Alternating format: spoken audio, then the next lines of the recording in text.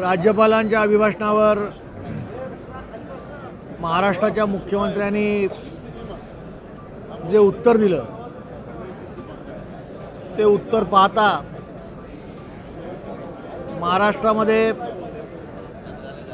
आज मितीला कोणतीच समस्या नाही आहे आणि मागच्या 2.5 वर्षामध्ये एवढा महाराष्ट्र जोरात प्रगतीपथावर आहे की त्यामुळे आता कुठचाच दुष्काळ या महाराष्ट्रात होणार नाही असंच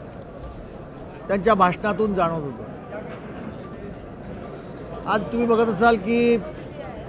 सोयाबीनच्या खरेदीबाबत आज केंद्र सरकारने जरी सांगितलं असेल की मॉइश्चर असलेल्या सोयाबीनची खरेदी करा, तरी देखील खालपर्यंत कोणत्याही सूचना गेलेल्या नाही आहेत। सोयाबीन खरेदीची केंद्र वाढवली पाहिजेत, ती देखील वाढवली गेलेली नाही आहेत। केवळ शेतकऱ्यांना भाषणाच्या माध्यमातून फुलतापा द्यायच्या आणि त्यांना भुलभुलैया करायचं, एवढंच काम शेतकऱ्यांच्या बाबतीत आजच्या मुख्यमंत्र्यांच्या भाषणातून सगळ्यांसमोर आलेलं आहे। मराठी भाषेला अभिजात दर्जा देण्याच्या बाबत माननीय मुख्यमंत्री बोलले, परंतु मराठी भाषा जिवंत राहिली पाहिजे म्हणून मराठी शाळा महाराष्ट्रातल्या गावागावामध्ये ज्या बंद पडत आहेत त्यावरती हे सरकार काय उपाययोजना करणार याबद्दल एक चकार शब्द देखील माननीय मुख्यमंत्र्यांनी या ठिकाणी आपल्या भाषणात काढला नाही। वाढवण बंदराच्या बाबतीत बोलले, त्या ठिकाणी भरणी टाकून इंटरनॅशनल एअरपोर्ट तयार करण्याबाबतची मागणी आमचीच होती,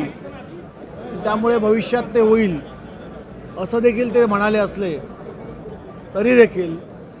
हे सगळं करण्यासाठी ज्या ज्या गोष्टी ते करायचं महाराष्ट्रासाठी असं म्हणतायत, 2.5 वर्षात महाराष्ट्राची प्रगती केली असं म्हणतायत, 2.5 वर्षात उद्योग बाहेर न जाता आम्ही उद्योग महाराष्ट्रात आणले असं जे म्हणतायत, तर आज महाराष्ट्रातील तरुण हा बेरोजगार काय आहे हा खरा प्रश्न आहे। आणि म्हणून केवळ राज्यपालांच्या अभिभाषणावरती आपल्याला बहुमत आहे म्हणून जनतेसमोर हेच सांगायचं की आपण आम्हाला जे बहुमत दिलं आहे त्यामुळे महाराष्ट्राला आता काही कमी पडणार नाही, परंतु आर्थिक स्थिती ही महाराष्ट्राची दिवाळखोरीची असताना या सगळ्या विकास कामांना गती कशा पद्धतीने देणार हे मात्र माननीय मुख्यमंत्र्यांनी आपल्या भाषणात सांगितलेलं नाही। आणि त्यामुळे आजचं मुख्यमंत्र्यांचं राज्यपालाच्या अभिभाषणावरती जे उत्तराचं भाषण होतं ते केवळ महाराष्ट्रातल्या जनतेला या ठिकाणी मुंगेरीलाल की हसीन सपने दाखवण्यासारखं होतं असं आमचं विरोधी पक्षाचं मत आहे।